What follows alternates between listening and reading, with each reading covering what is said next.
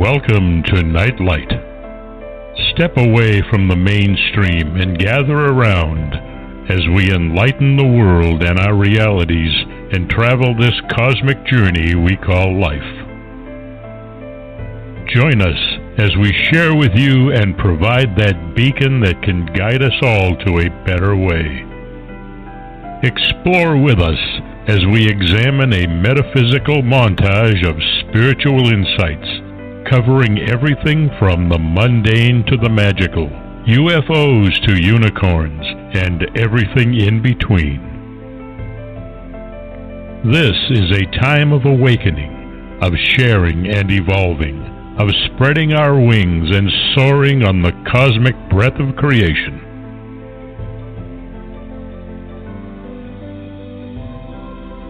Come and join with other light-minded spirits as we weave our lights together to seek understanding, enlightenment, and, with a little luck, some wisdom. This is Nightlight, a reminder that you are never alone.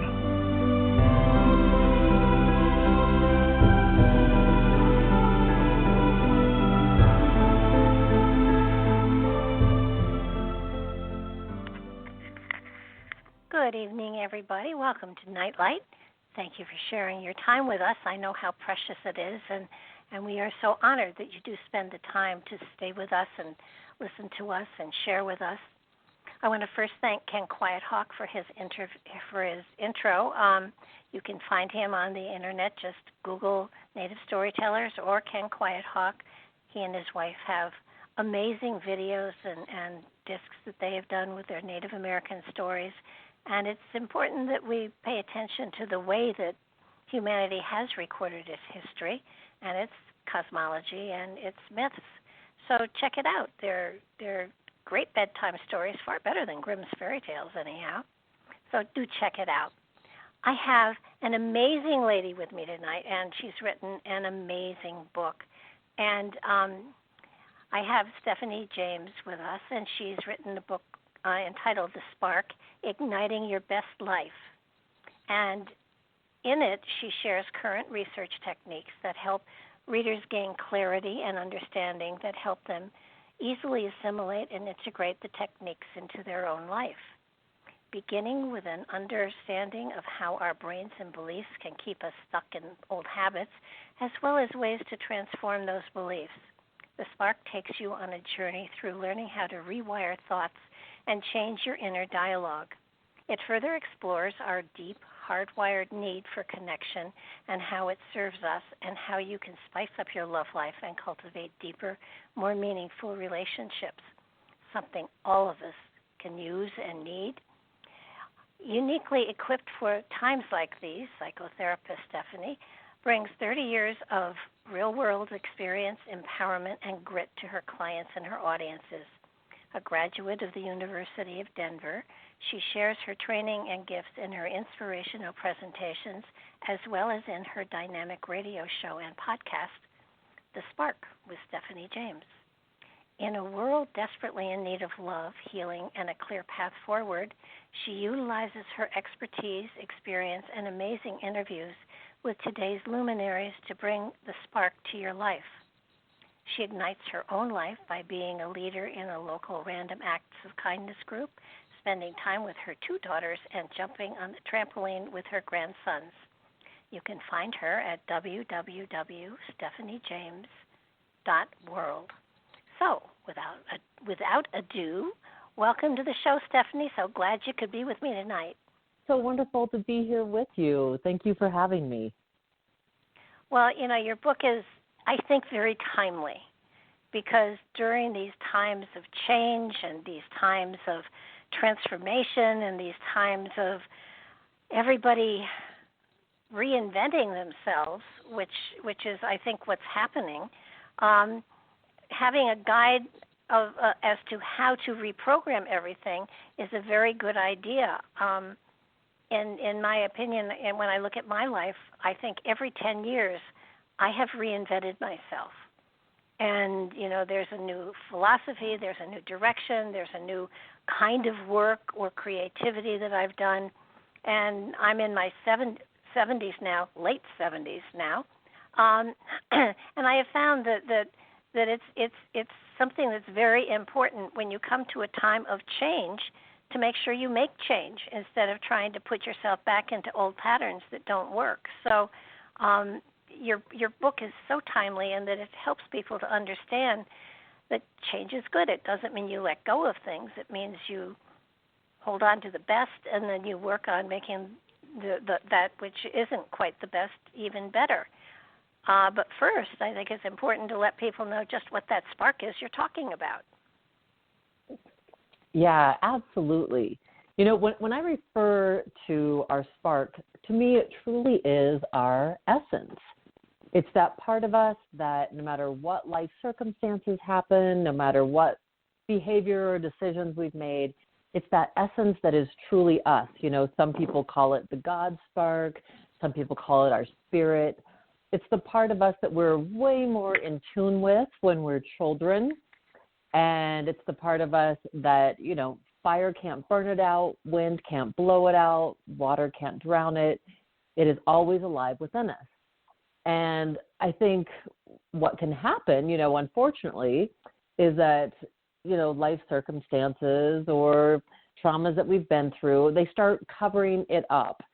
So our work is to excavate that essence that really is the spark that is within us so that we can ignite the things that truly make us feel fulfilled, give our lives meaning and purpose, and help us live with more passion.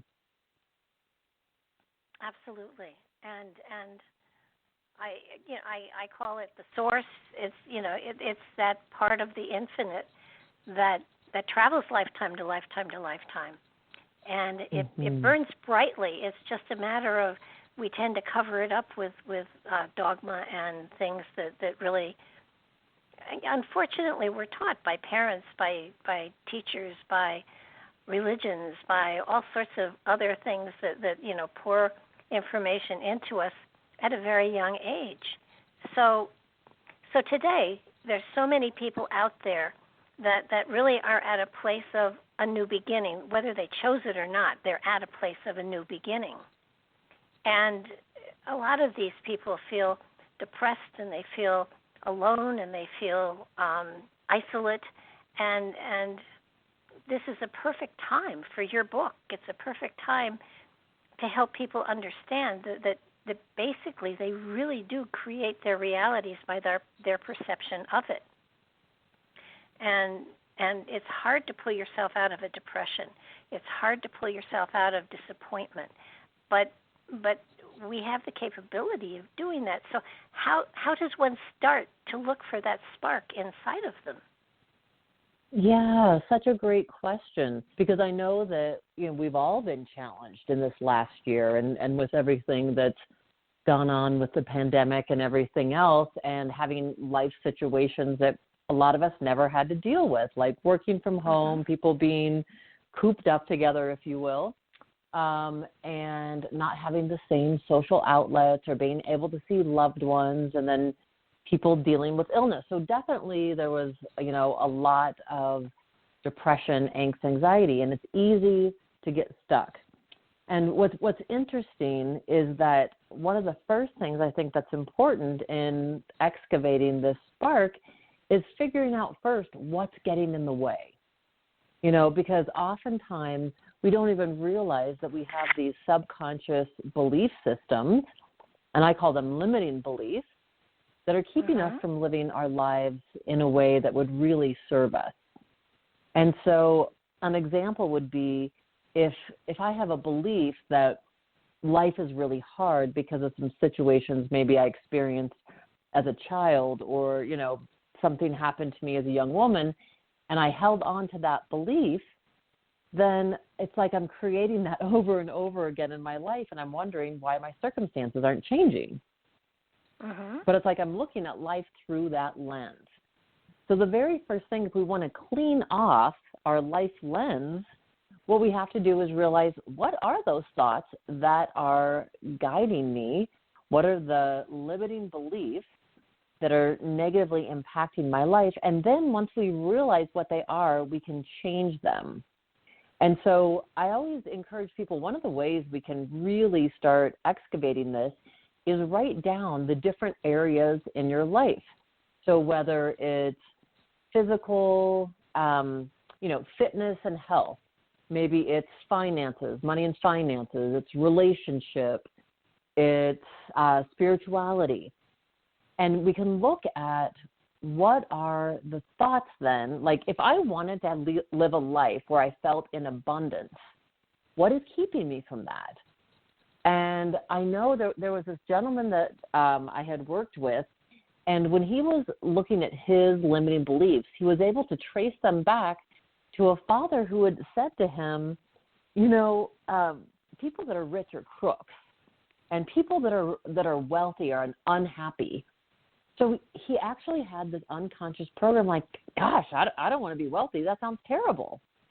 Oh, gosh. And, it was like by realizing that was one of the limiting beliefs he had, he was able to change then. The second part of this formula I work with people on is not just identifying the limiting beliefs, but going on then to look at, okay, once I know what my limiting belief is, what do I want to believe instead? And not only that, so if I want to say I live in abundance, then I'm going to follow it up with action steps. So I always have people come up with the affirmation once they identify the limiting belief, and then come up with 2 action steps. So for me in that situation, I would say, I follow a budget and spend wisely. And then I might say I save X amount of dollars per week or per month. And, the importance of having those is because what we do is as we say these affirmations, and I have people repeat these out loud every morning to themselves. They could do it every morning and every night if they really want to start, planting these new thoughts and beliefs within them. And what's really interesting is we know within 21 to 30 days, things become a habit. And that's why we have diets and exercise programs that are 21 to 30 days, because that's when our brain will really acclimate and assimilate that information. It becomes more of a habit. So what's really wonderful is after you're not just doing the affirmation, but also feeling in and saying, this is my action plan, there's something called cognitive dissonance that happens, which is if you do something, let's say in that example we've been using, and I'm saying every day to myself, I'm abundant, I follow my budget and spend wisely, and I save X amount of dollars, and then I go to make a purchase that I don't really need, or I'm spending more money than my budget allows, I actually get this hit because I've been affirming the opposite that goes like, wait a minute, this doesn't fit. That's the cognitive dissonance. It's like, this behavior doesn't fit with who I now believe I am. And so we get the pause, which is really powerful because we're no longer acting unconsciously. And the pause says, yeah, I don't think I really want to do that behavior because I am a person of abundance and I am someone who follows a budget and spends wisely. And so it's this beautiful technique of really changing a belief system, changing behavior, and then we start seeing substantial change in our lives. Are our limits always of this lifetime, or sometimes do they come from lifetimes past? I imagine they could come from lifetimes past without, knowing it. I mean, I imagine if you did some regressive therapy or worked with someone who did, past life regression, you could have a better idea of what those might be. What I've found in my work with individuals, with my coaching clients and my therapy clients, when we identify first what's limiting us in this life, I think that just really opens up the door for creating the life that you want now. And I'm imagining, like with your question, if we want to fine-tune it even more so, that we could work with someone who does the past life regressions, and that might help us to even more so. It's almost like I always think of myself as like a conduit. Like I want to be as clear of a conduit as possible for what I call the divine. Some people might call the universe or spirit, their higher power. But I want to be as clear of a conduit as possible. So I want to continue to clear out whatever that is, whether it's this life, whether it's past life, whatever, if it's emotional, behavioral, mental. I want to continue just to be that clear conduit. So I want to be open to whatever's coming up in this moment and being able to hold that and look at that and not beat myself up for whatever comes up, whether it's a thought or a feeling that might not feel, we have these shadow emotions we don't always love to embrace. And there's so much wisdom, as you know, as we look at that, and we stop and really look at, hey, what's here? What do I need to learn from this? And, with people today, too, I mean, this process is wonderful, and it does work, and the journaling does work. And, I think one of the things that gets in the way of the fact that it works is that it's so easy, people think it probably doesn't work. And you do have to commit yourself to a month, 2 months, 3 months, whatever, in order to, as you said, rewire our brains, because it's absolutely possible to rewire the brain. There are people that have lost half their brains, and it is rewired so they still have all of their modalities, so that it's absolutely possible to change your perspective. And once you change your perspective, you're on your way. There's a commercial on TV. I think it's for an antidepressant, actually, where everybody walks around with a smiley face, a little paddle. And I think that's what a lot of people are doing today. And if you approach the day, if you approach life as a whole, as a happy, I forget what practice it was, but it was every day and every way I'm getting better and better. If you put on a smile every day, if you greet every person you see with a friendly face, it starts to come back at you. It's a matter if you put joy and happiness out there. And sometimes even if you don't feel it, because you begin to feel it once you keep putting it out there, it does help to shift and change how other people interact with you. But that's finding where the spark is. Now, fanning it into not a blaze. A blaze would be nice, but let's fan it into a little bit. You don't want people blazing out all over the place here. But once you have understood this process, there's still more to it, because now you've figured out how to rewire yourself, and you have a different focus on life. But you're still an individual, and how do you spread it? How do you take this energy and start to first attract other people to you that are in the same place, or how do you make it work so your life becomes richer and happier? Great question. I think one of the things that's important, and I think you and I have talked about this in some of our other conversations, is that we never get to the point of arrival.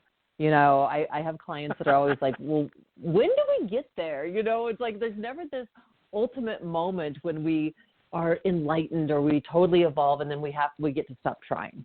This is something that we are continually doing, as you and I know, throughout our lifetime.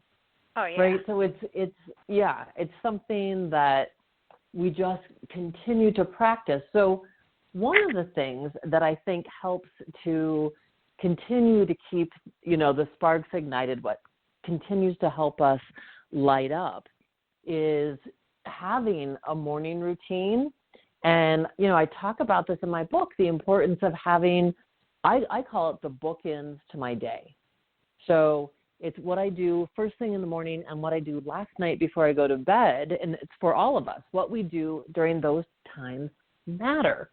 And one of the reasons is, like, right when we're waking up and right when we're going to sleep, we're in theta brainwave state.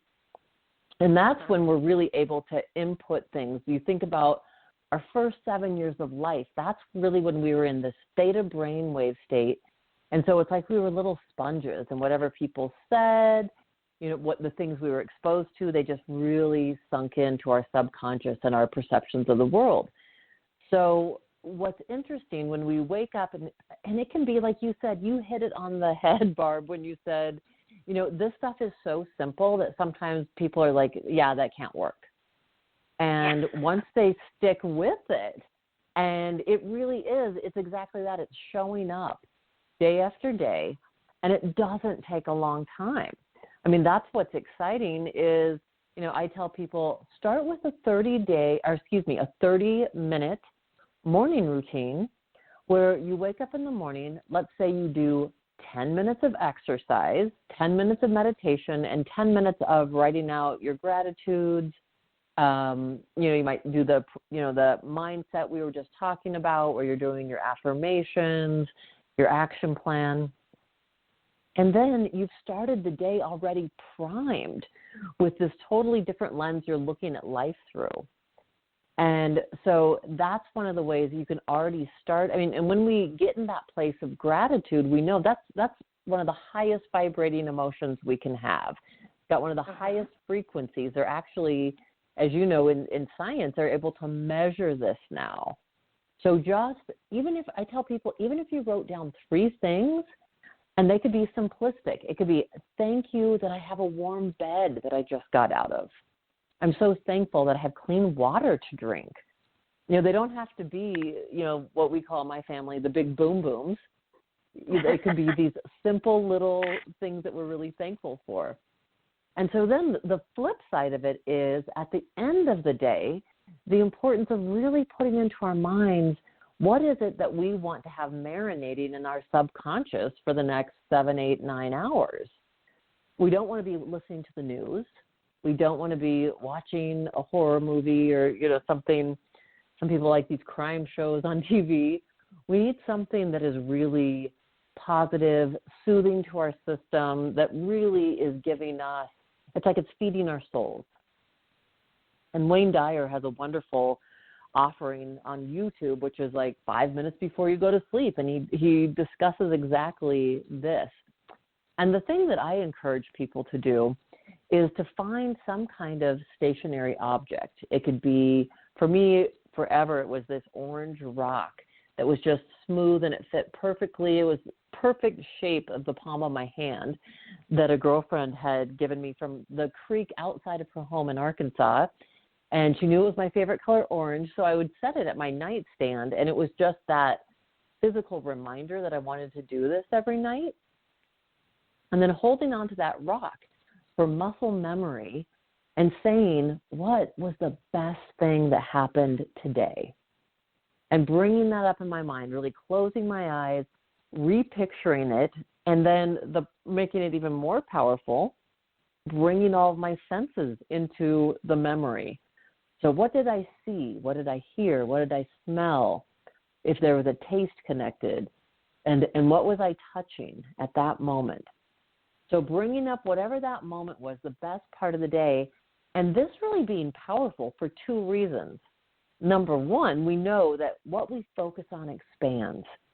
And when we hold up something positive in our mind is going to be more likely the next day to start focusing on noticing more things like that. And if you know about the reticular activating system of our brain, that's what it does. It's the part of our brain that notices things. So that if let's say we buy a new car and we're like, I've got the coolest orange car that nobody else has. And then the next day we're seeing that orange car everywhere, in the next couple of weeks. And it's not that there was a sale on those cars. We just start noticing it because that's our experience. And so the same thing is true for us. We want to start programming our mind to notice that which we want to focus on. So it's the positive stuff. Okay, so noticing the best thing that happened today, it's positive for that. And it's also positive because whatever we hold up in our mind experiences as happening now. We think in pictures. So that's why if I am worried about something in the future, it's not happening now, but physiologically I experience the anxiety. I get the rush of adrenaline and cortisol. Same thing is true if I'm ruminating and upset about the past. It is not happening in this moment, but I'm experiencing it as happening now when I'm thinking about it. So the lovely, powerful thing is we can also cause ourselves to feel really good by focusing on what we want to think about, what we want to marinate on, and to bring it up and just hold it in awareness. And we'll start having those same chemicals, those same feel-good chemicals being released in our bodies. And so it's like you get to re-experience it again. So it's a double win. I love that technique. Oh, absolutely. I know. I recommend that people do the gratitude journals. I do it a little differently. I tell them that before they go to bed at night, they have to write down 2 things that they're grateful for. And and here's where the difference goes. They can't repeat themselves ever. Oh, wow. So that eventually they get to a place where their higher consciousness, the spirit within, starts to give them information about things they're grateful for that they hadn't thought of. They literally begin to they run out of, oh, it's a pretty day and I have good friends and, I didn't get COVID and, all of that stuff. But I tell them, I said, as long as you keep this gratitude journal, you may not repeat yourself. It forces you to find other things that you are grateful for. And you can't go to bed till you have 2. Mm-hmm. Oh, that's great. That is so great, Barbara. And, one of the things I do with couples as well when I've done couple therapy is I have them, before they go to bed, tell each other 3 things unique to that day that they appreciated about each other. And again, this is one of those ways that you want to be focusing on what it is that you want to see more of. And so once you start noticing the things you appreciate about your partner, those things are going to increase. Instead of, we can be with someone for a while and that critical voice and the critic can come out. And I've had so many couples that are like, yeah, I just don't think they even notice these positive things about me anymore. So intentionally focusing on that. And it's like, oh my gosh, I appreciated that you warmed up my coffee for me today. Or that was so sweet of you that you tucked that extra snack, in my bag today for work. Or thank you for picking up the laundry. I mean, there's all these little things that could be thankful. Thank you for the beautiful hug. Thank you for the sweet smile before we went to bed, Oh, absolutely. So those are game changers for people. Sure, absolutely. And I loved you had 2 things with couples that I just loved. One was the art of the apology, which I thought was so important, and I think everybody should listen extra carefully to when she goes into this, because it is spectacular, and people, if they paid attention to it, it would help relationships become richer instead of, triggering things that are not pleasant. So we can go into that. The art of apology, which I do think is such a huge part in relationships. And it really is an art, because so often our egos get triggered, and it's so easy for couples and for all of us, when we say we're sorry, to just want to get out of the situation. We just want it to be over. So oftentimes people don't give an authentic apology. And so first of all, let's talk about what isn't an authentic apology, so then we can really hear it when we hear what an authentic apology is. So oftentimes we hear people in an inauthentic apology, and they might not even realize that they're doing it. They're not trying to be inauthentic, but you've heard people, like let's say someone hurt someone's feelings and the partner says, gosh, you really hurt my feelings when you said that. And they're like, oh, I'm sorry your feelings are hurt. Or I'm sorry that hurt you. Okay, why is that not the best apology? Because the person's not taking any ownership for what happened. They're just putting it back on the person that was hurt. And we also know, people that get defensive right away. Well, you said this about me. And, it kind of becomes this back and forth thing then where people are just in their egos and there's no apology there. Well, I'm sorry that I hurt your feelings, but you hurt mine too. Right? So whenever we hear the but, right, it negates everything before it. So those are not appropriate apologies. So in the art of apology, what we learn to do is, here's the thing. You don't have to agree with the person that you've hurt. It's not that you are having to own everything. What you can do is when someone says, like, let's say, Barb, for example, that you came to me and you said, Stephanie, when you said that thing to me the other day, I really realized it just really hurt me. And so if I'm owning the apology, I say, wow, Barb, I'm listening to you and I can hear as you're telling me that how those words could have hurt you. And even if I say, oh my gosh, the last thing in the world I'd ever want to do is hurt your feelings, and I'm hearing the impact on you. And I'm hearing how those words, how they sounded to you and how they came across to you. And so I just really want to apologize for not being, number one, very conscious about the way that I said it. And also, I'm sorry that the words that I said, they were hurtful and they landed wrong with you, and I totally get that.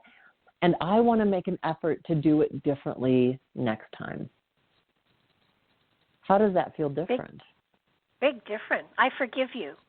Thank you. Thank you. No, it makes so much more sense. And sorry just doesn't cut it. There's it's an empty word, and if it's just flipped out, it means absolutely nothing. And it's kind of, I apologize. I said I was sorry, and you try to go on from that. And if you bring it back to the moment, and if you really do go into what's going on, I sometimes try to be in the other person's shoes and feel what it was like to get that, aimed at me. And then it's like, oh my gosh, I really said that wrong, and I can't believe that I did that to you. And I am so, I just help me figure out how to possibly not jump that way again and move in a new direction that's healthier for both of us. It's if you've made a mistake, take credit for it or responsibility for it, and if you can, try to feel what it was like to have that slung at you, whatever it was. And I sometimes I have to, I take a moment if I'm confronted with something like this to try to really step back and feel and hear what happened, and usually a light bulb goes on and it's like, oh, you insensitive, silly person, how could you have done that? Because in many, many cases, I don't believe the hurt was intentional. It was just, flipped out, and it was irresponsible, and they weren't looking at their words. But it is so important to communicate, and I think without communication, relationships don't survive. You have to be able to communicate. And it's not necessarily laying your guts on the table and hoping the other person isn't going to sweep them to the floor, but you can do this by still maintaining individuality, and hopefully the other person, if the other person is sensitive enough to say that really hurt me, then you have something to work with, because they're aware of their feelings. So, if you value... Go ahead. Go ahead, Barb. Well, I just totally agree with you. Yeah, it's if somebody is in tune enough with their own feelings to know they've been hurt, and if they put that out there, then you should try to be sensitive enough to respond in a likely manner. Oh my God, I have said something inappropriate, or I've done a wrong thing, or I have in some way touched on something. You don't try to analyze them, which many people do. Well, you're just hurt because, and that doesn't work. But the reality is somebody was hurt. And if you can at all help that hurt to go away or be made lesser, then that's your job. You have uttered words or done things that upset someone, and you don't want. And if this is more likely than not somebody that you love, and you just don't want to do that to somebody you love. Yeah, and I find some of the most powerful words that we can say to our partners when there's been what I call a rupture is help me understand. Help me understand what your experience was. Help me understand what that was like for you. And to really show up in that curious and open-hearted way, because then we've just opened the door so that person can really express what's going on with them. Yeah. And, that's how we move closer to one another. That's how we build intimacy with one another. Absolutely. And it's so important. And I think sometimes when people are trying to debate, things, I always say, just sit back and if I have a couple, and say, okay, is this something you want or is this something you need? And need always trumps want. Because there's a difference here. If somebody wants something, it doesn't mean it's crucial to their survival or their balance within themselves. So that if they just want it because they want it. But if something is really a need for somebody, if they really need to do or say something is really a struggle for them, and they need to do it, then one has to step back and say, okay, I support you, and then we'll work on my wanting. But it's so simple, because if you can get people to go right down to what is at the crux of what the argument is, whether it's buying a car or not, whether it is having, making dinner or going out. I mean, it's and you can't cheat on it. You have to, I need to do this. It has to be a real, genuine need. And if there is a genuine need there, it does trump the want.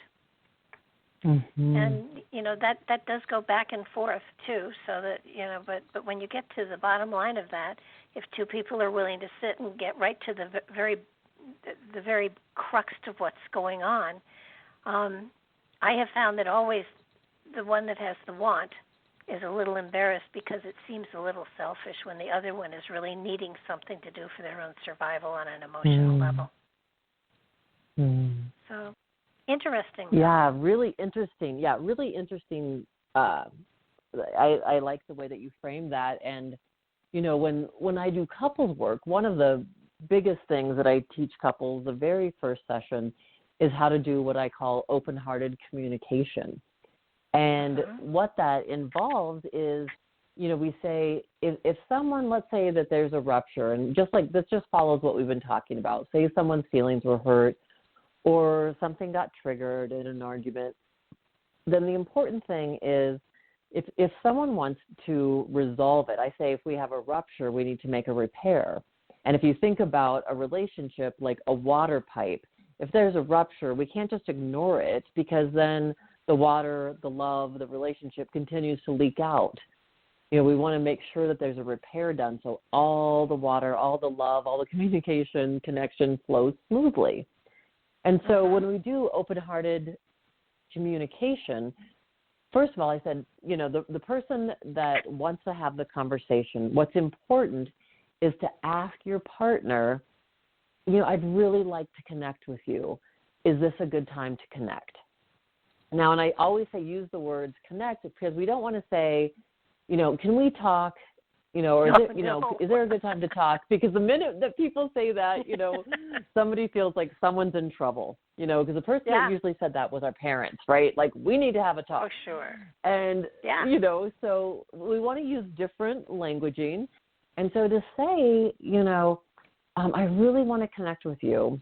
And you could even say about the situation today, is this a good time to connect? And we want to ask that because we want our partners to show up emotionally for us and be able to be present. And if they're stressed or they've had a rough day or they're just not in that place, they're not going to be able to grant us that kind of presence and connection that we're really desiring. And so I also say with couples that if someone's asking that or putting out that request, that the person that it's being asked of, if they can't meet that need right then, to give their partner a time within the next 24 hours that they can do that. Like if they come home from work and they're like, right now I'm just exhausted, I need a couple hours to decompress, let's talk after dinner. Let's connect after dinner. But just to give them a time so that the person that's requesting it doesn't feel abandoned. And then once there's a time set up that both people agree, if we're coming together to do this connection, which we know, we've said, okay, if we're going to do this, we're going to connect, instead of we're going to talk time, then we know it means egos are left at the door. And what we've both agreed to do is drop out of our heads and into our hearts, where the goal of this conversation is about understanding and connection and not about who's right or wrong. So it's a really different way of holding the conversation. And so it's really beautiful. The person that requested the conversation, I have them speak whatever's on their heart or mind with the person, I call it the sender and the receiver. So the person sending the message, the person that requested the meeting, talks about what the experience was like for them, how they felt, what was going on, using I statements, really sharing what their experience was, their emotions. And the receiver just holds it, doesn't interrupt, doesn't interject. Again, just holding what their partner's sharing and then being able to mirror it back to them and say, oh, so this is what I'm getting. You were saying blah, blah, blah, blah, blah, blah, blah. And when we have that kind of communication and we're being respectful, then you can go both ways. They both take turns doing this open-hearted listening, and they don't have to agree with each other. And yet I see people resolve so many conflicts this way because it's like we're on the same team. Let's figure this out together. Help me understand your experience, and I'll help you understand mine. And it's just such a beautiful way to come together, and things really do get resolved so much more easily. Absolutely. And you had another wonderful analogy that I fell in love with, and I'm going to use all over the place. I will steal this one. I won't steal it. I'll give you credit. The hailstorm and the tortoise.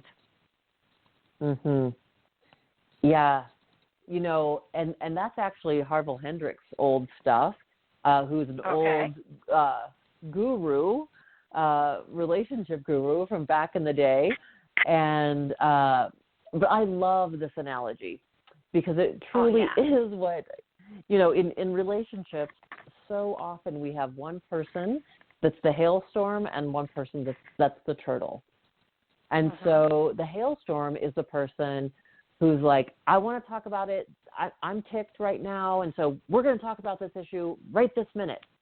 And oftentimes, I hear this in couples therapy, the hailstorm will follow the turtle around the house trying to continue to hail on their shell because somehow the hailstorm believes that if I just hail on the shell enough, that the turtle's going to come out and talk about it.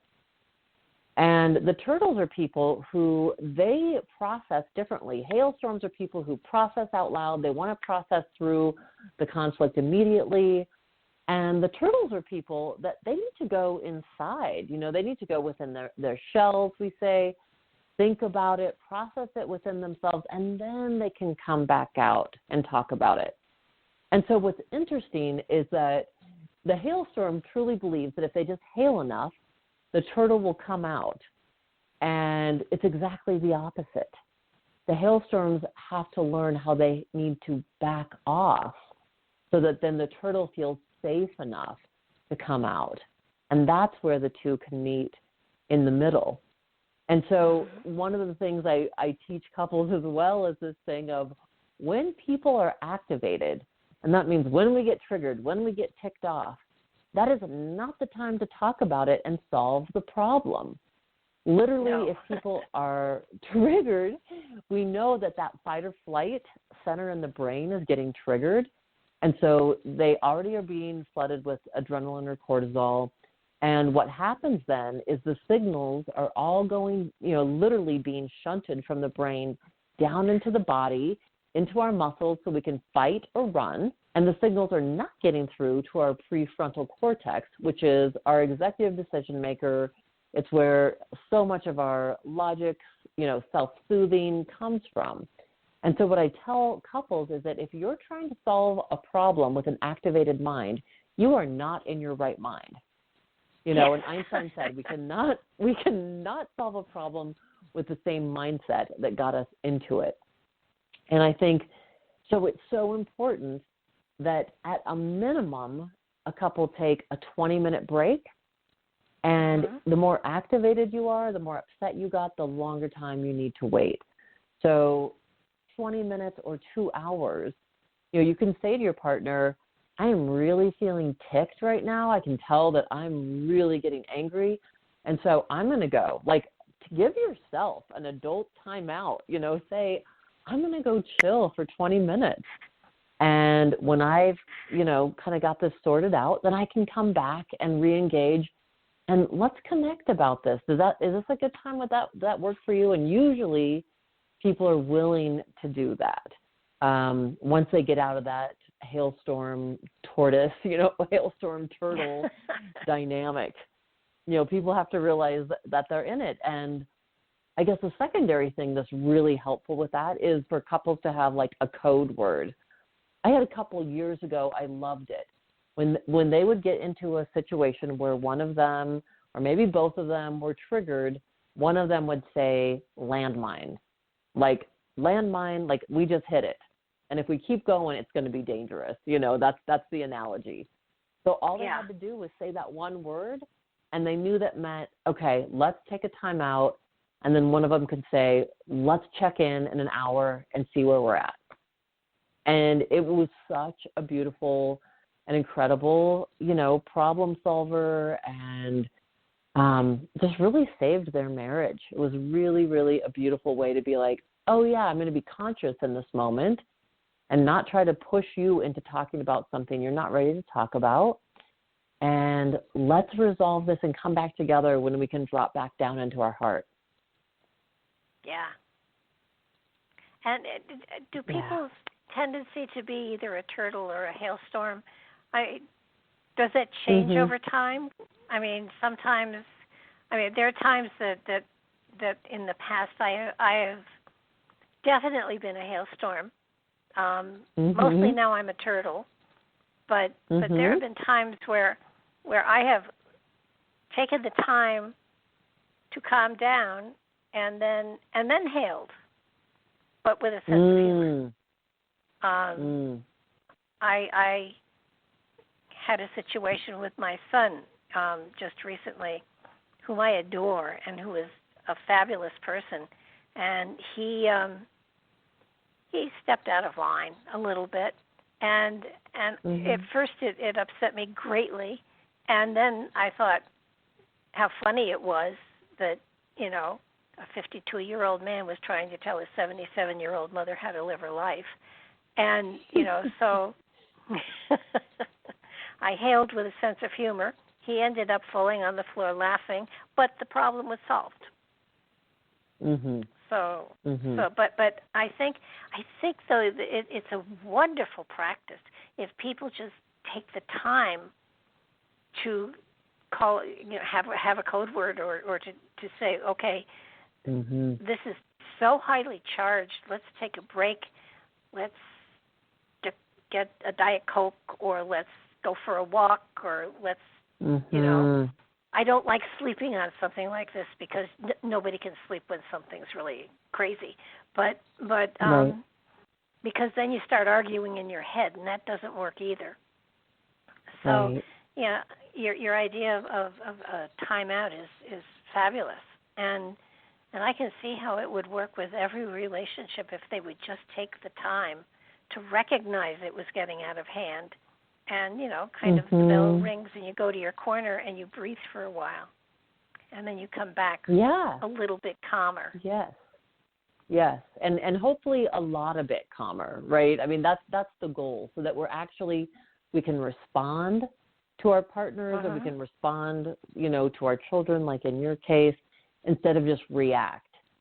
And I think it's, an important distinction too, Barb, that, you may have been really speaking your truth when you came back to your son, but I'm not sure you were hailing on him. I think it's important that we have our voice and that we really speak up in our relationships. It's not about not speaking your truth or not saying like, yeah, it really wasn't okay with me. It was really hurtful when you were trying to tell me how to live my life. And, and it sounds like you handled it beautifully by being able to use humor, which is such a beautiful diffuser. And, hailing's more like when we're just talking, and not giving the other person a chance, and we're forcing the situation, which is really different than, Yeah, I mean, you had a wonderful example in the book, which I refer people to go to read because it got pretty funny. Definitely. People should read and Right. I just remembered the one you were talking about. Yeah. I don't want to give it away either. It's so good. It is so good. One of the other things you talk about is finding your voice and reclaiming it. How does one lose their voice, and how does one reclaim it? Yeah, great question. I think so often, like when we were talking about in the beginning, how we can get these subconscious or limiting beliefs. And oftentimes we can lose our voice through like what Don Miguel Ruiz calls domestication, which he says, we're born as wild spirits, and then we're told, society tells us, don't laugh too loud, don't talk too loud.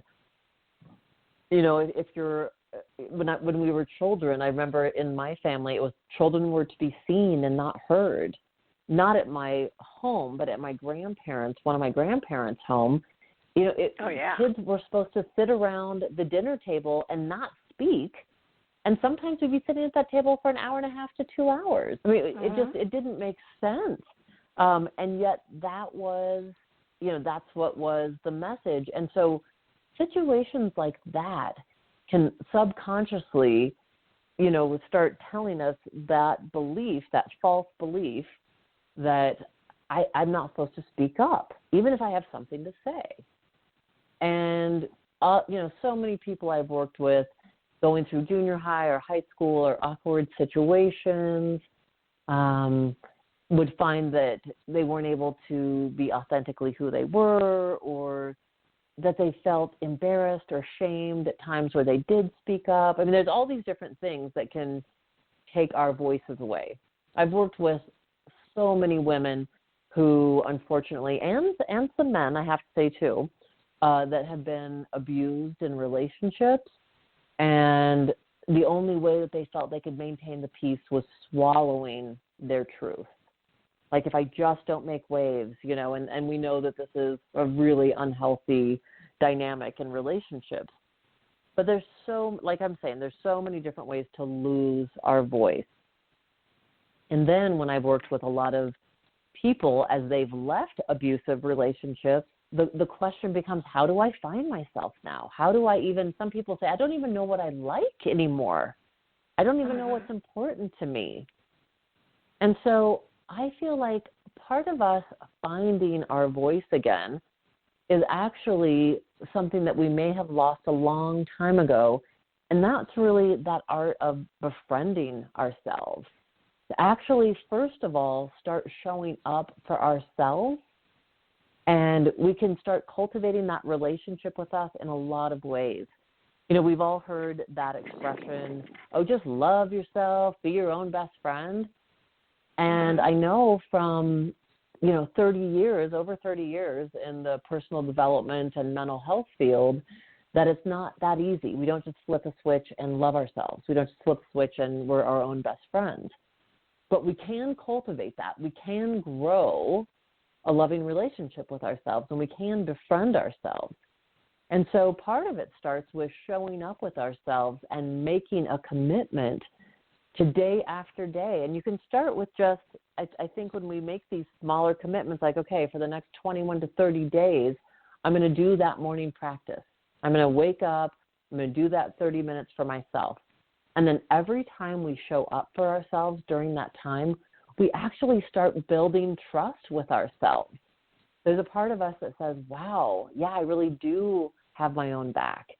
I really am taking care of me. Start building this loving relationship. And as we do that, interestingly, we also start realizing we have a little bit more of a voice. We're able to voice to others our needs, our concerns. And part of it is, as we love ourselves, it sounds again like that cliche, but it's true. As we love ourselves, then we're better able to show up and be more authentically ourselves and love others and allow others to love us.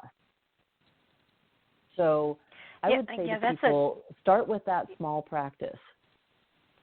And, one of the things that I know is in all of this, because I did see it here and there, and it was subtly in what you're saying, and I want to sort of underline it and make it a little more obvious that when you're reinventing yourself, when you're finding yourself, when you're trying to make changes in rewiring your brain and finding a new direction in life, the human soul is very much like a car, and if you don't fuel it, you're not going to go anyplace. And one of the ways of fueling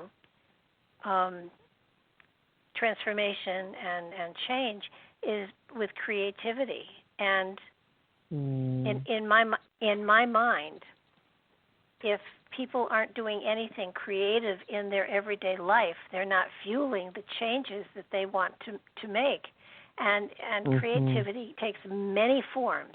You can alphabetize your cupboard. You don't have to be an artist or an author, although that's a cool thing too. But there are lots of, you can try different forms of meditation. One of my favorite forms is, of course, the empty-headed meditation. And then if you don't even want to get into meditative meditation, do a huge jigsaw puzzle. Because among other things, if you're looking for pieces of a puzzle, it also transcends into a piece of yourself is missing, and you're finding the pieces and putting them back together. So that there's plenty of ways to put creativity in your life, and once you begin to fuel your life with creativity, there is a forward motion. Things start to begin to happen. And one of the things when people come to me and say, nothing's happening, nothing's growing, and the first thing I say is, what are you doing creatively? Well, I'm not doing anything creative because, I had to give up my creativity when all of this crap happened. And no, you don't give up creativity. You just don't. Plant a garden, write letters to friends. There are so many ways of being creative, and the more creative you are and the more you incorporate that into your life, the more power you have to utilize these other tools, in my opinion. Yes, no, I agree. And that's one of the things that I invite people to really think about also when we talk about these morning practices. There's something called the 3 C's, and it's a way to start your morning where you start with these 3 questions.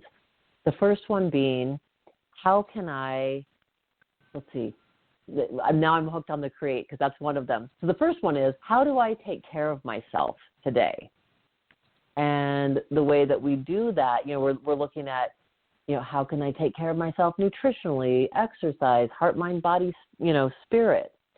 The second C being, how can I connect today because we're interdependent beings. We need one another. We need connection.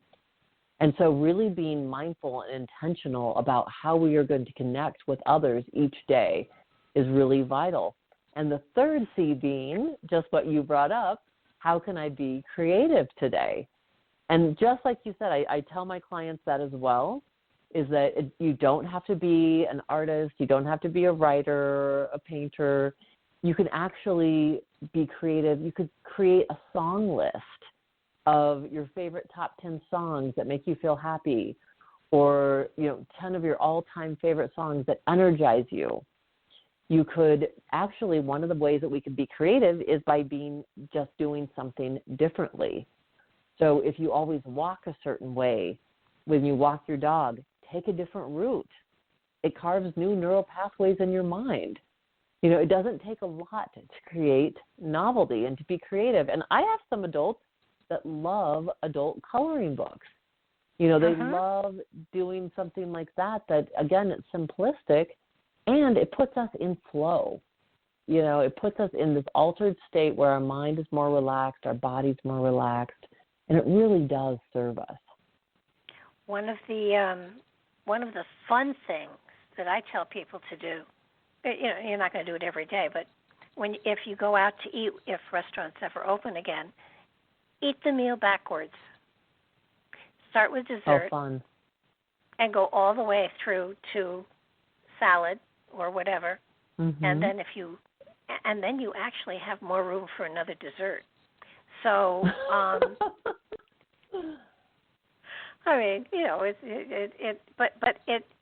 it just changes everything. It disrupts a rhythm that was a habit, and it creates something else that's fun, and everybody looks at you like you're crazy. And, you just sit there and you giggle through the whole thing.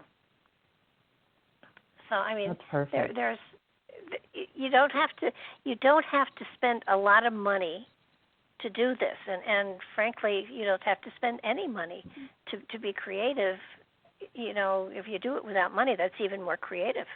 So I just think that we're at a point in time here where all of us have the opportunity to really move in new directions, and again, it's reinventing yourself, and that's what all of us are doing because of everything that's going on in the world, and it's such an exciting time. I would even say I had a workshop once of people that I was working with, and it was a workshop on getting to know yourself, and I created I think I created a group of alcoholics actually by doing it, but the initial workshop was I took the directions for the DVR, and I put them at the top of pages, where to put it, how to connect it, how to take care of it, all of the different directions that were on the pages. And I basically said to them, this book that you're about to write is your owner's manual, because everybody kind of sticks to where they were in their 20s, and it doesn't apply to the 30s, 40s, 50s, 60s, 70s, and 80s. So what environment is best for you? What kind of foods are good for you that you like? What kind of beverages do you like? What kind of environment? What kind of TV shows? What kind of movies? What kind of books? And I think I had 100 questions. And so this group of ladies had such a great time with it when they all went back to Florida. They kept writing me and saying, we need another 100 questions. We need 100 questions. And I finally said, what are you doing? And they said, well, first of all, because one of the questions were, please pardon the tad of cruelty, this kind of gift will get you laid, this kind of gift will put you on the sofa for a week. And, just good common sense things, so they got to know themselves and each other, and what they would do is work on each question, then they'd share what they had written, and if it was BS, the person was sent back to do something that was authentic. But basically their husbands were using the books. These are my favorite colors. These are the kind of gifts I like to get. These are, the kind of books I like, the kind of, on and on and on. So after a year, I had given them about 600 questions, and I found out they were having a lovely time with them, but they were sitting with bottles of wine, having a lovely afternoon, writing the answers to these things. I created a bunch of winos. But the books that they created told them who they were. Mhm. And I love that. Someday I'll do the workshop again, but not with wine. But they're still at it for all I know. But it was a wonderful way for people to understand. Like for instance, when I was in my 20s, my dream house was a big mansion with lots of bedrooms and lots of space and lots of everything. And when my son and my daughter, they didn't get a mansion, but they got a large house. And when I took a look at it, my only thought was, I don't want to have to clean that sucker. So my taste had changed. But a part of me hadn't realized that. I no longer wanted that. But when, what is my ideal home? What is my ideal home like? What are the things I want in my home?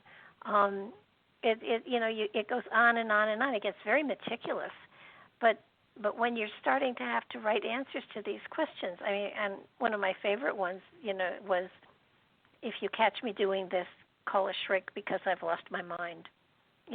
For me that would be bungee jumping. There are a whole bunch of things, and I remember at one point I had gone with somebody to a football game outside in the snow in an open-air stadium. And I sat there and I turned around and I looked and I suddenly said to the people I was with, this is not where I need to be. I'm taking a cab. I'm going home. I'll meet you for dinner later. And because that was one of the things, if you catch me doing this, call the shrink. And I had just sort of gone along with the crowd, and I realized, wait a minute, this isn't me now. I didn't even care who played. So, I was just with the group because I was with the group, but that's not where I needed to be. So, defining yourself, writing things down that are poignant to the moment help you to identify who you are becoming. And it's always a good thing, but it's always good to be aware of who you're becoming because you're going to go in different directions. You're going to have different philosophies, hopefully. And that's what's happening with people today. It's, they suddenly are standing in the middle of a room someplace saying, who am I and where am I going and what am I doing? And, oh, my gosh, I thought my life was flowing beautifully, but now it's come to a screeching halt and I have to restart it. And how do you jumpstart it? And your book is wonderful for that. Oh, thank you. Yeah, I used to have a sign in my kitchen that said, it's never too late to live happily ever after. And I really believe that. I think that, we can reinvent ourselves at any time and at any age. And, we don't have to wait to go through this midlife reevaluation. People used to call it the midlife crisis. I think that at any time we can really look at what's working in my life, what's not, and then really evaluating, what do I want to bring into my life? And how can I start? Number one, I can visualize it. I can do things that help really bring it more into fruition by just taking a step towards it. And that's one of the things that I love, and I believe I wrote about it in my book. One of my dear friends and mentors, Larry Bloom, who was a psychology professor here at CSU and family friend, I've known him since I was 13. He was the first guest that I had on my podcast. He was my natural first guest. And one of the things he shared that I loved, and we talked about people igniting the spark within them. And he said, for him, he encourages people to just think about what you've always wanted to do and try that. For him, he wanted to play blues harmonica. He'd always wanted to play blues harmonica. And then in his 50s, he decided, okay, I'm going to take lessons. I'm going to commit to 6 months and just really go for it, which he did. And then what I love about this story is 6 months later, he realized, yeah, I'll never be able to play blues harmonica, you know.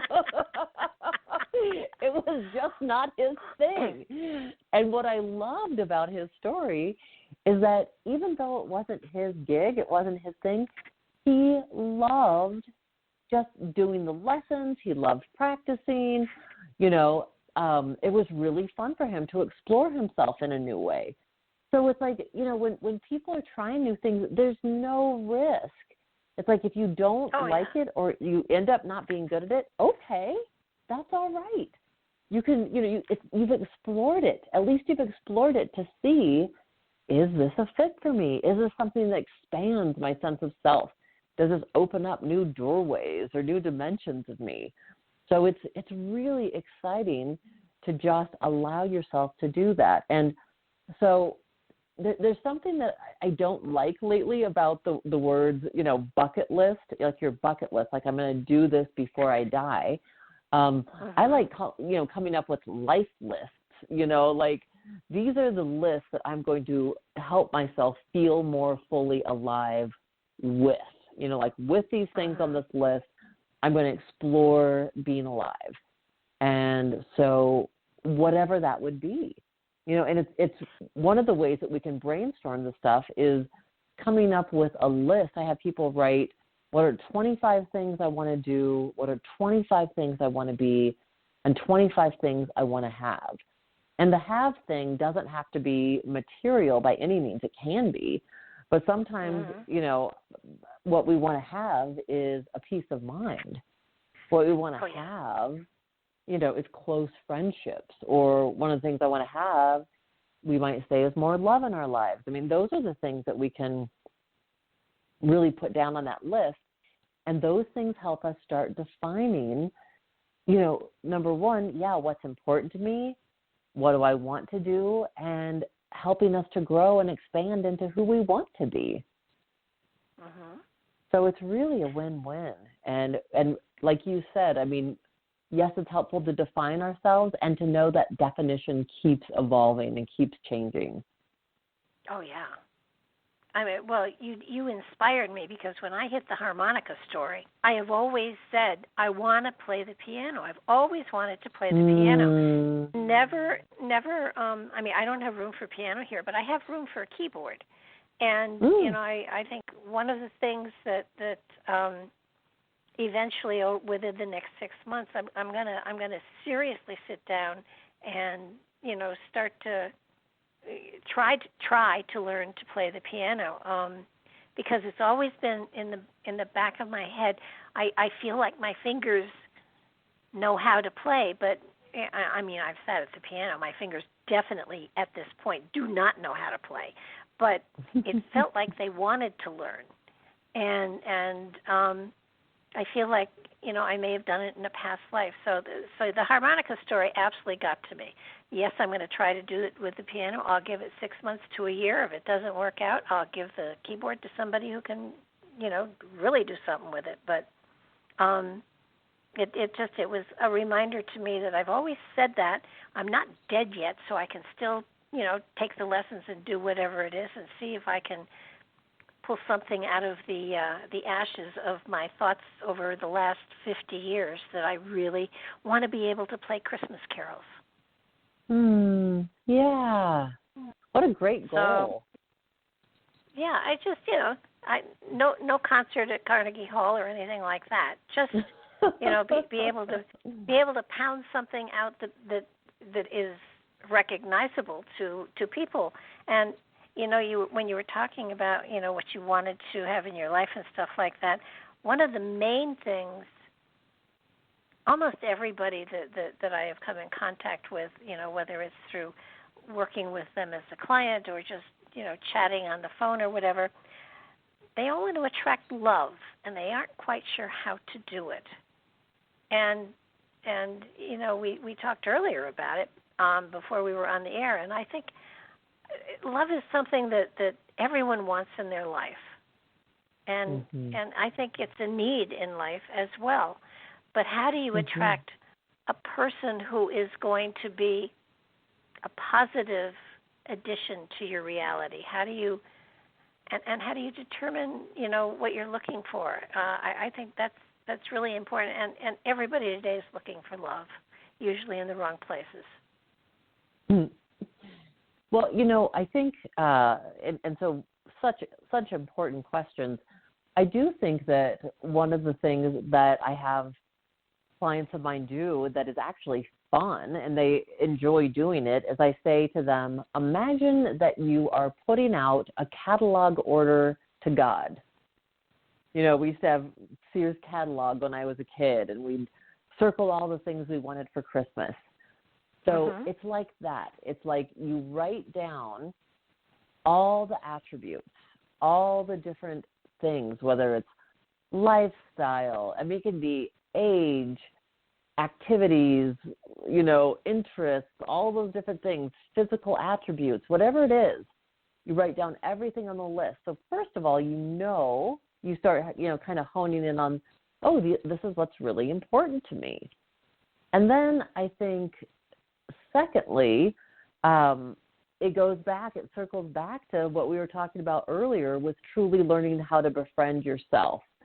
And this is important because, I think when we show up in relationship and when it's like, and if we're truly looking for love, if we're looking for someone else to make us feel happy or to make us feel whole and complete, it's harder, I think, to find that because we're not feeling whole and complete within ourselves.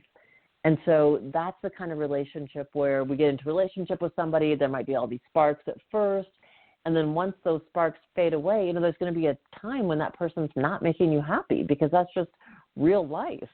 Another person can't fulfill you. So if you've cultivated that relationship with you and you love you and you're showing up for you, your first love affair has to be with yourself. That's the right place to look for love. Once you really tap into that and you can tap into, one of my techniques I have to share first about that I've taken from my meditation teachers and expanded is this wonderful exercise where you imagine that you go into your heart center and that you begin by just really loving the parts of yourself that are really easy to love, that are already lovable about you. And that might be the part of you that is really kind. It might be the part of you that's really a good friend. Maybe it's the way that, you are friendly, it's, you greet people, or maybe you're an animal lover, or the way you love nature, and you go in and you really focus on that feeling of love and loving those parts of you. And then the secondary way that I've expanded that is by imagining then that the divine is coming through, or spirit, or the universe, whatever you want to call it, is coming through, and it's helping you then to expand that sense of love and opening yourself up to the possibilities of growing in love with the other parts of yourself that maybe you don't yet love yet. And you're just saying to yourself, I'm open to the possibility of growing in love with me. So I really do believe that these are like essential parts when we're saying that we're looking for love. And another thing, so many times I have people in my office that are saying, I'm having repeat relationships. I keep attracting the same person into my life.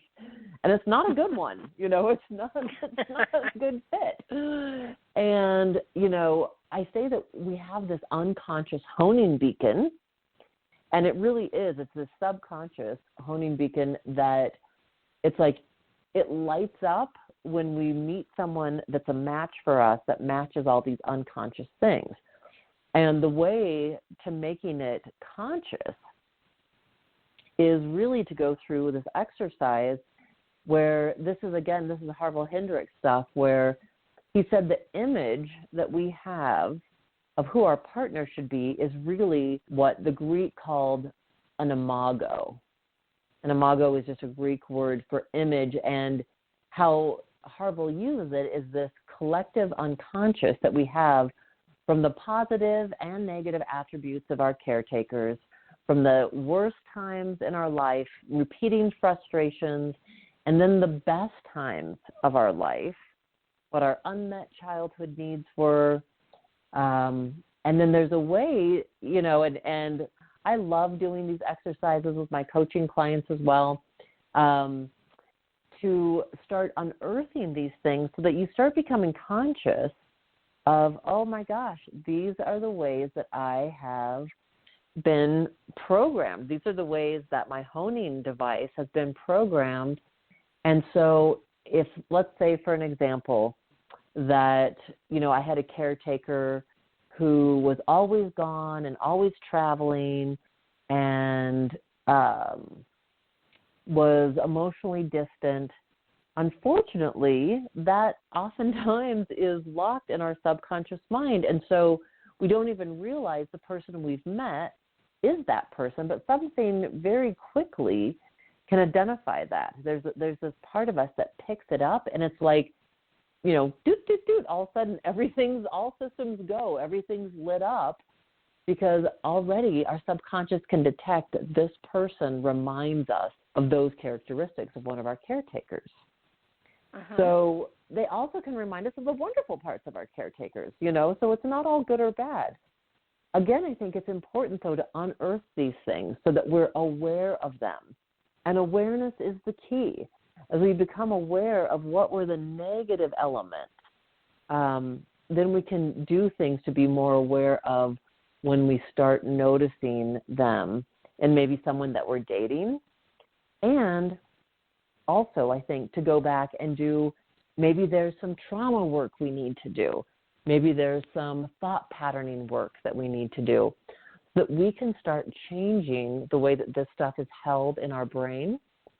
And also, as we cultivate this loving relationship with ourselves, we truly are changing then those frequencies that we're emitting. As we love ourselves more, we raise the expectation that other people will treat us, if we're valuing ourselves and finding ourselves worthy, we're also sending that signal out to others.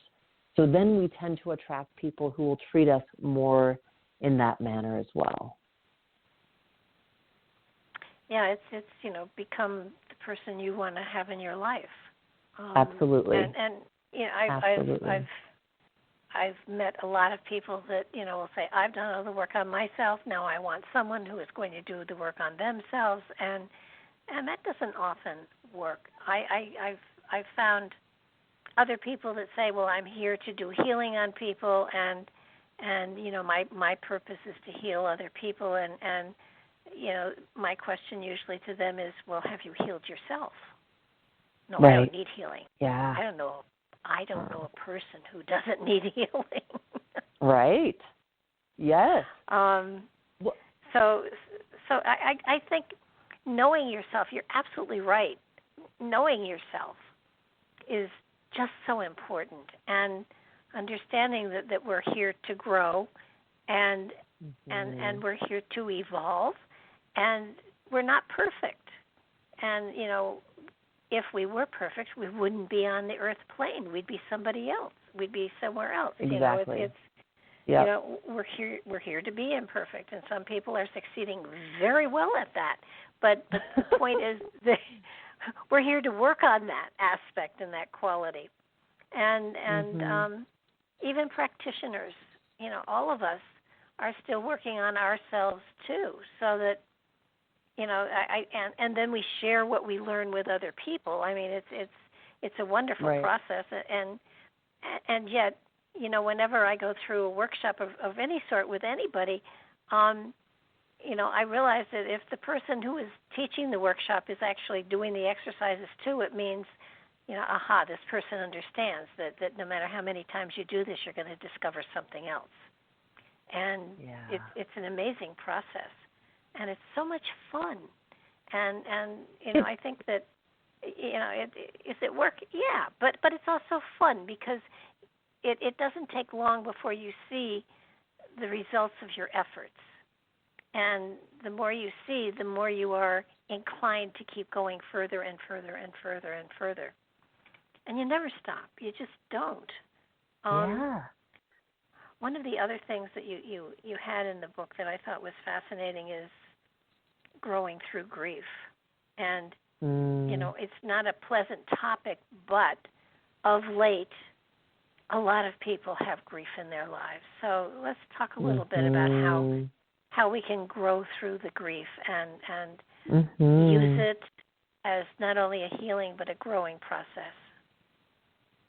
Yes. Yeah, I think one of the essential pieces with grief is that we allow ourselves to have our own grief experience, what I call our own grief journey, and that can't be dictated by anyone else. I think we can get support. I think that's essential, being in support groups or making sure you have your support people in place, whether that's friends, family, a therapist, a life coach, whatever you need to help support you through it. And to really own and acknowledge that my grief journey is not going to look like anybody else's. There's this great book called Tear Soup, and it's for kids. It's written for kids, but it's truly for everyone. It's for adults for sure. And during this book, what happens is this woman is making this soup, her tear soup, and she has got to keep putting ingredients in it. And people will come over and say, well, isn't the soup done yet? Aren't you done? And she's like, no, I need to keep stirring it. It's not ready yet. And people, would stop being her friend or not understand why she didn't want to go places. And really the whole meaning of the book, is truly about allowing ourselves to be just where we're at. And I think that's one of the ways that we do grow through grief, is instead of forcing ourselves, or, people will say, well, God, you've been sad for 6 months. Get over it. Aren't you over it now? And we know there's a difference between grieving and then being depressed, like having like a major depressive episode, or that I'm, having some kind of, longitudinal depression. That's very different. But the grief process is actually something very healthy that helps. It's like it helps heal us in a totally different way when we allow ourselves to be with our experience. And, there's this mnemonic device that what we resist persists. Yeah. And so if we're resisting the grief, right, and we're shoving it down, then what starts happening is it expresses itself in other ways. And it can become disease in our bodies, as we shove it down. And so I think that's one of the most important things with grief, is being able to acknowledge it, owning your own journey, and then expressing to others, when you can, what it is that you need or want from them. Yeah, because, my sister recently lost her husband, and she said to me on the phone the other day, when does this grieving process stop? She said, and she said, do you know? And I said, absolutely, I can tell you when it's going to stop. And she said, when? And I said, when you're done. Right. Yeah, that's exactly take as long it. as you need, Mm-hmm. And I think she's working through it, so I don't think she's sinking into depression or anything like that. But so many people, they have that thing, don't do anything for a year after a spouse passes or you get divorced or whatever. And that's a good guideline, but that doesn't mean that things are over then. Sometimes that tidal wave of emotion will come hitting you 10 and 15 years later, and it's just something else that you work through when it happens. But grief is a child labor when you birth a child is very painful, but it's over with and you have something precious. Grief when you lose a husband or a job or whatever is a painful process, but if you handle it appropriately, you birth a new part of yourself when the whole thing is over that will be precious to you. So that no matter how painful it is, that pain is birthing a new part of yourself. Exactly. That's so beautiful. Yes. And I think that's exactly it. And parts that we can't know and that will never be birthed, as you are saying, if we don't allow ourselves the full process, and that it's not a linear process. It's one that bends in and over and through on itself, and it doesn't just go through these 5 stages and then we're done. No. So I think that's really important, that you said, like, sometimes it will show up in a different layer 15 years later, of course. Oh, yeah. The waves of grief, and I said to my sister, cry it out, because you're watering seeds that are going to grow. So cry. It's okay to cry. Cry it out. Yeah. And yes. And it's sort of like, okay, you're toxing yourself when you do that. It's a healthy thing to do it. Try not to do it in public if you can help it. But I mean, when I lost it, but sometimes we do. Oh, it was really not funny, but it was cute. I had a number of I've always had pets, and I lost two or three of them within a short period of time, and I was absolutely showered with that beautiful Rainbow Bridge poem. And I had my mail I had a mailbox at the time, and I would go and I would open my mail, and I would burst into tears. And people would say, "What's wrong? What's wrong?" And I would, show them and say, I lost my pet. And I got the people in the post office crying so often they won't let me open my mail there anymore. Oh. No, I did it quite often. It was, but it was just, I kept getting so many of those cards, and that it made me cry constantly. And it still does. It's like pomp and circumstance. You play pomp and circumstance, and I tear up. But grief is, it's a good signal to you. It's a signal that it's time to release something. Yeah. So don't try to shove it down and deny it. Experience it and go through it. And it's like labor pains. There's no way you can avoid them. So you might as well flow with them. Yeah. And to let people know when you need people with you and when you need that time alone, and to know that it's okay, whatever it is that you really need to take care of your heart and soul. And, as we were talking about, really allowing ourselves to have emotions and, what we resist persists, it reminded me of this Rumi poem that I want to share with you and the listeners, because to me it's one of these beautiful, timeless poems. Rumi was this 13th century Sufi poet, and his poem, The Guest House, to me, it just perfectly exemplifies how important it is for us to have our emotional experience, whatever it is, and to really give ourselves permission to allow whatever is there to be there, and not be like, oh, I can't be angry, or I can't be sad, I shouldn't be, feeling whatever's there. So if you'll give me this one moment to share this with you. Oh, sure. The poem is called The Guest House. This being human is a guest house. Every morning, a new arrival, a joy, a depression, a meanness. Some momentary awareness comes as an unexpected visitor. Welcome and entertain them all, even if they are a crowd of sorrows who violently sweep your house empty of its furniture. Still, treat each guest honorably. He may be clearing you out for some new delight. The shame, the malice. Meet them at the door laughing and invite them in.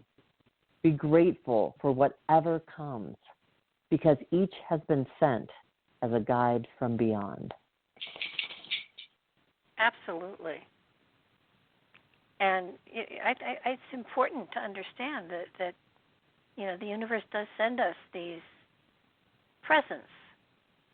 Some of them are unique, but we get the presents, and if we sit with it and understand the symbology connected to it, it helps to enrich our life and make everything more joyful. And joy is such an important part of this whole process, and it's sort of like, with the masks on and everything, people can't see you smiling, but your eyes will smile. but I think it's important that generate joy. We share joy. We spread it.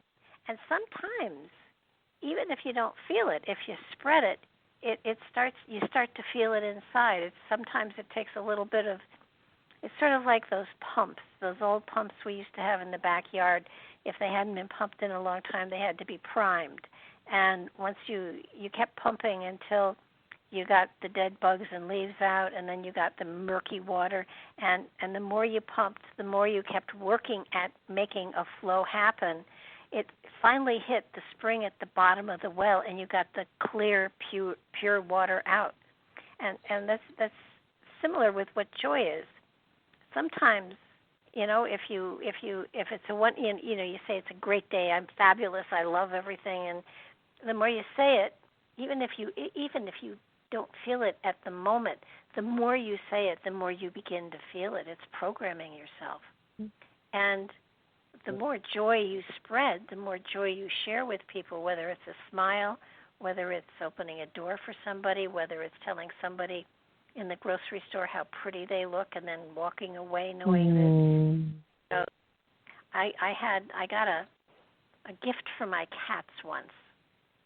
And it was a cricket, and it would, cricket, and it was at the bottom of my basket, and it was turned on, and I would be driving down the aisle, and suddenly there would be cricket, and then my phone had a wolf whistle for when messages came in, and I loved that. I somehow lost it off my phone, but I'm going to try to find it and get it back on, because you can be in any situation, and suddenly there's a wolf whistle, and I just loved having people look around, and I would just shrug and say, well, it wasn't for me, it must have been for you. And the smiles that people got on their faces, it was just so cool and such a great gift to give, and it cost me nothing. So yeah. Along with your grateful journal, I think, what did you do to generate joy just with perfect strangers? I mean, it's even better if you can do it anonymously, like my wolf whistle. But yes, it can be fun. And what it does is it increases the frequency that you're sharing with other people. It gives you greater joy too. So it's that takes me into one of the other things you talk about, and that's contribution, which is so important. So important. And I guess I want to dovetail too, and it will lead into contribution. That the things that you're talking about, Barb, too. Putting that kindness into the world and putting that joy into the world, it doesn't cost anything. It literally is, waving to people. And even though people might not see your smile behind your mask, they can still see when your eyes are smiling. And so to me, what's really important, we hear people talk about being leaders. I was talking to a client about this the other day and saying, because one of the things he was defining is, becoming a leader. And I said, part of becoming a leader is that you begin to lead in engagements. You begin to lead in conversations, not just if you're in a boardroom. It's taking the lead to take that step towards someone, to greet them, to be kind, like you said, to say a few kind words.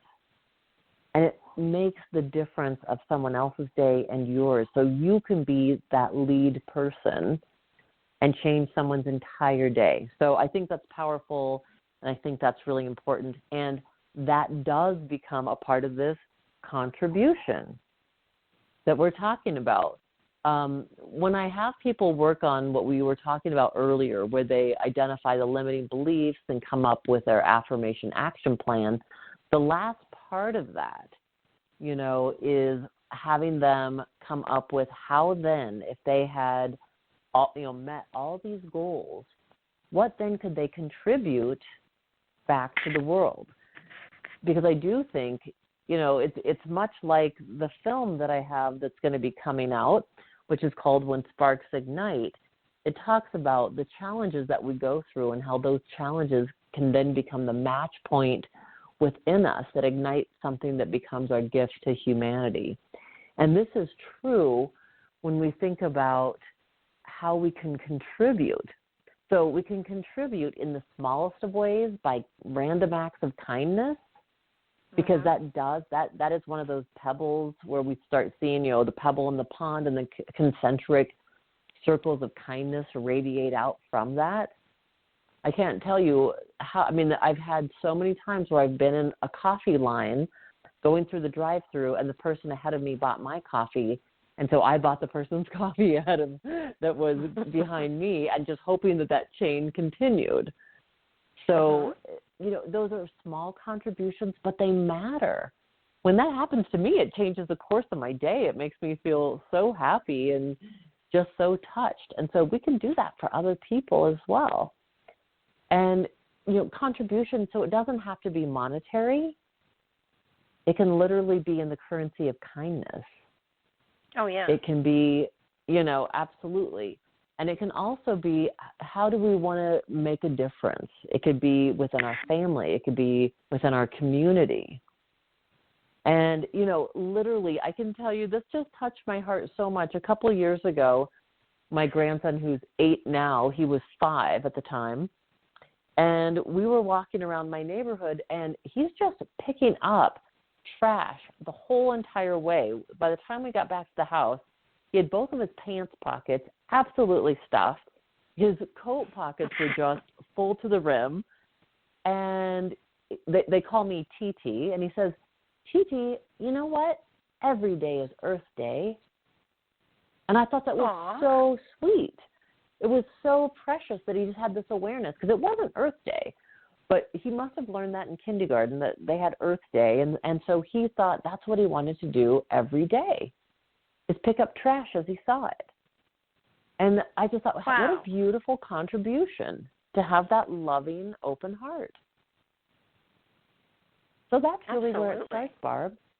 And as we contribute, we get that good feeling back multiplied. Oh, yeah. And it's a long time ago, I went to a convention of some sort, and I was doing something that was unique and unusual, and they said, do you want to charge for it? And I said, no, let me just play. Let me just work out the kinks in what I'm doing. And so I spent the entire week just giving away the stuff, the service that I was rendering. And the last day of the conference, I suddenly had all of these presents on my table.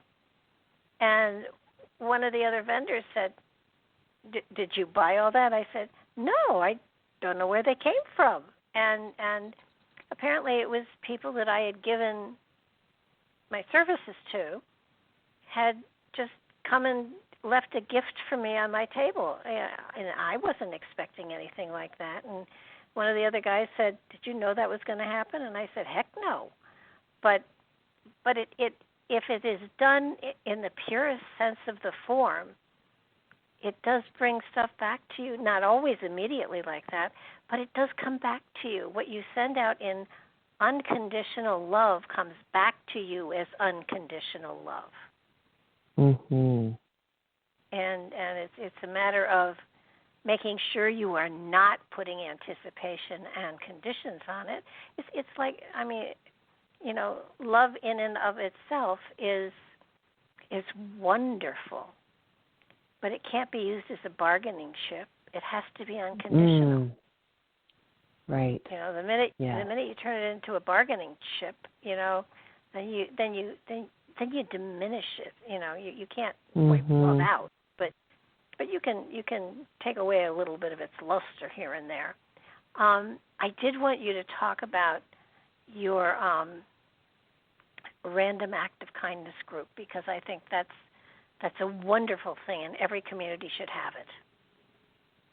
Yeah, and that group has really evolved. But what was beautiful, I'm actually now have expanded, and that group is a different group, which is more of a mastermind group looking at how to contribute on a global level.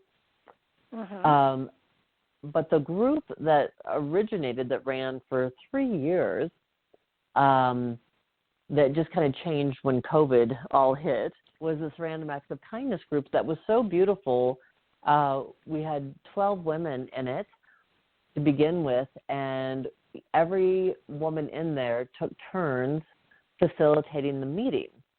And so they would bring different activities where we were truly growing together, really some soul-searching or heart-opening activities, whether it was meditation and journaling and really amazing group questions. It was just a phenomenal time of growth. And then one of the special parts of the meeting is that everyone brought $20 every session or every group meeting. And that's, it's not a lot. It wasn't a large amount of money. But what was beautiful is whoever was facilitating the meeting, they got to decide then what charity that we would send the money to that month. And they would come and speak to the group about it. Uh-huh. And so it really became, and we could donate it anonymously. There were some really beautiful ways of gifting people throughout the community. One of them was when it was my month for the Random Acts of Kindness, it was for actually a couple that I'd had on my radio show.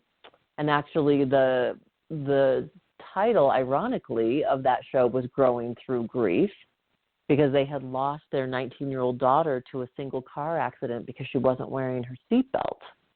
Oh, wow. And out of their grief, out of their extreme experience, had come up with this organization, this nonprofit called Alexa's Hugs, which were these bands that people could put on their seatbelt as reminders to buckle up.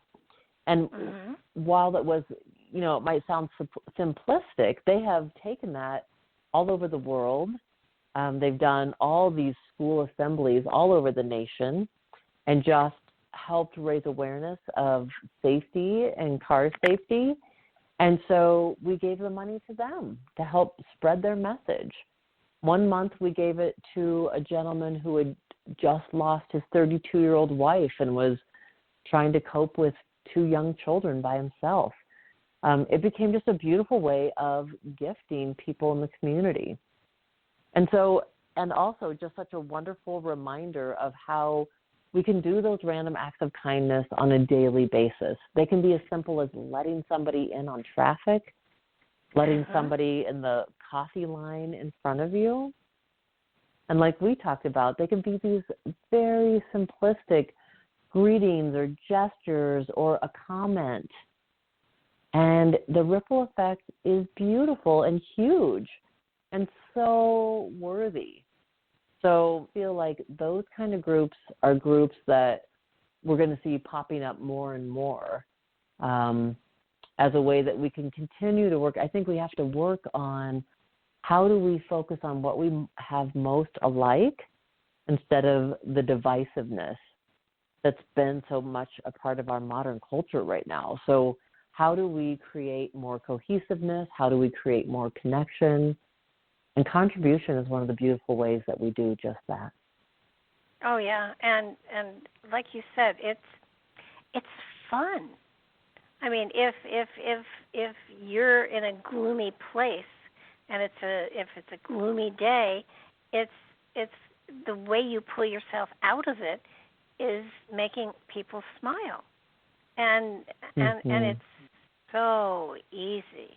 It is just, it's unbelievable, and it changes the way you approach people. The more you work with this whole process, it's just phenomenal, and I think it creates a greater genuineness in you as a person when you realize that when you put a smile on somebody's face, you have achieved something amazing. It's and you don't have to say anything really. It's just it changes their day, and it brightens them, and that reflects back on you so that you are ready to, raring to go to create another smile because it feels so good. And it's sort of like, just how bright can I get today? It's fun. It makes and today there's not a lot of fun out there, but you can create it. You can make it happen, and you can spread it. And as you said, like the ripples, ripples can become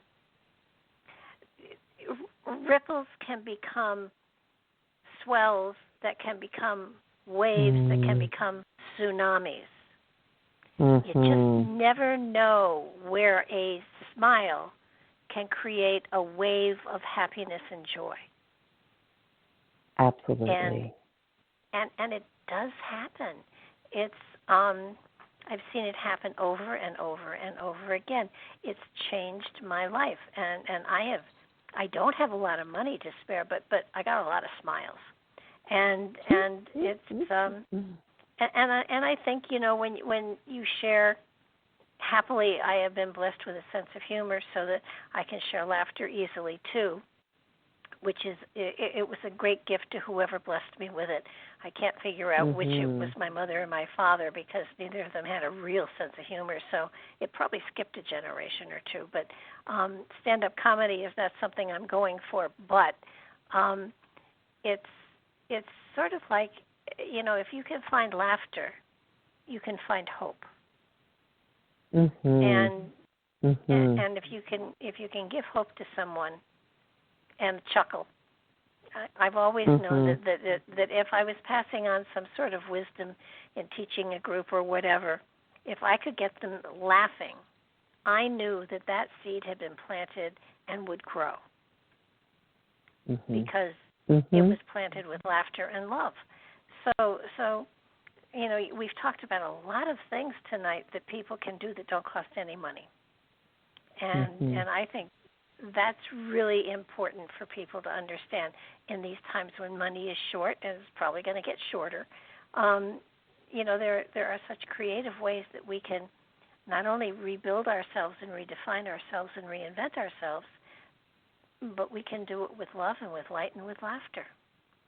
And certainly that's what your book says, and it helps people understand that even in times of grief, even in times of sadness, there's an element of growth that is going on that's really important that you experience, and the universe never gives you more than you can handle.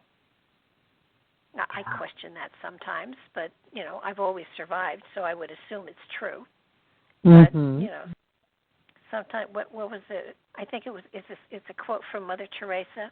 I know that God never gives me more than I can handle. I just wish He didn't have such confidence in me. That's great. Yeah, exactly. Well, and to speak to your thing of, creating more joy and more happiness in our lives, and we've given so many ideas of things that are free. That's one of the things I have been so aware of during this pandemic, and that my partner, my boyfriend, and I, that's been one of the biggest joys, is literally times where we've just turned up the music, danced in the kitchen, jumped on the trampoline, in the backyard, or laid out and watched the stars.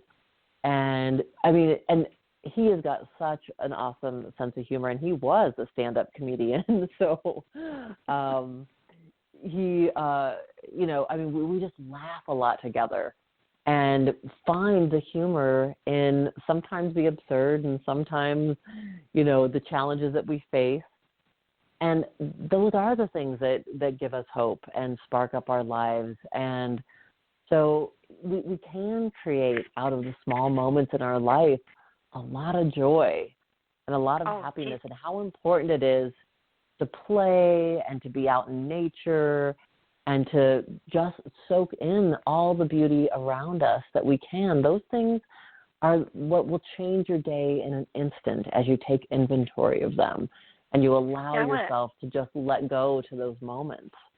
Oh, absolutely. And I want to go back to the laughter part because, in my opinion, laughter is one of the strongest healing modalities out there. Yes. It gets all sorts of wonderful juices flowing, and it gives you hope. And when you have hope, then there's healing. And there's a story of, and I don't know how true it is, but there is a woman who literally cured herself of cancer by laughing her way to it. And yeah, I've heard that. Yeah. Yeah, I mean, it's been out there for a long time, so I have to assume that there is an element of truth to it. It's if you are full of laughter and joy, anything is possible. Mm-hmm. And can you keep the Grim Reaper at bay? I'm not sure, but I can say that it increases the light that you cast on everyone around you. So you're giving a sense of joy and light to them as well. Just notice the time. We have talked our way through 2 hours. It's amazing. It's amazing. Well, and what you're saying too quickly reminds me of the saying that the shortest distance between two people is a smile. And I would venture to say the shorter difference between two people is shared laughter. Mm-hmm. Absolutely. So the importance of letting ourselves connect with others and smile and letting our hearts be light so we can share that laughter with one another. Oh, absolutely. I know when I did serve in the pulpit for 5 years, and I did learn that if I could get the congregation laughing, I knew that my point had been taken. I knew that they would leave with some wisdom, and it's far better than putting everybody to sleep, which I did the first time I did a sermon. I even took a nap myself. So yeah, it was not it was not my voice. I found my voice, and from then on, of course, I forgot to take collection, but that's beside the point. But it's laughter and joy is so important. But I want to thank you so much. I want to remember everybody out there that she can be found at stephaniejames.world, and the book we've been talking about is The Spark: Igniting Your Best Life. And Stephanie, I want to thank you so much. This has been such fun. Oh, this has been awesome. Thank you so much, Barb. Really wonderful spending my evening with you. Well, I want to thank you again, and I want to thank everybody for listening. I so appreciate it all. This will be up on YouTube and on Rumble. So subscribe or volunteer or whatever, because that's the only way we know that you're listening to the show. We greatly appreciate it. Have a good night, and don't forget to tune in tomorrow night for Mark Eddy's show. Good night now.